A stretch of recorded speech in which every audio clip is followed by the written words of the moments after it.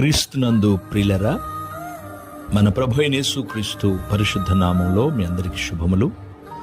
ఇప్పుడు నేను చూపిస్తున్నటువంటి ఈ ముళ్ళు మన దేశంలో ఎక్కడా కానరావు.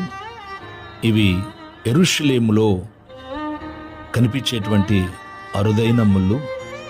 దీనికి 2000 పైన చరిత్ర ఉంది. ఈ ముళ్ళు గురించి మీకు ఎందుకు ఇప్పుడు చెప్తున్నానంటే, ఈ ముళ్ళు మన ప్రభువైన యేసుక్రీస్తు తలపైన మోపబడిన ముళ్ళ కిరీటానికి వాడబడిన ముళ్ళు. చూడండి, అవి ఎంత బారుగాను, ఎంత దృఢంగాను, ఎంత గట్టిగాను, ఎంత షార్పుగాను ఉన్నవో చూసారా ప్రియులరా. యేసయ్య తలలోనికి అవి వెళ్ళి ఎంత బాధను, ఎంత ఇబ్బందిని, ఎంత నొప్పిని కలగజేసి ఉంటాయో ఒకసారి మీరు ఆలోచించండి. ఎందుకు యేసు ముళ్ళ కిరీటం ధరించారో తెలుసా?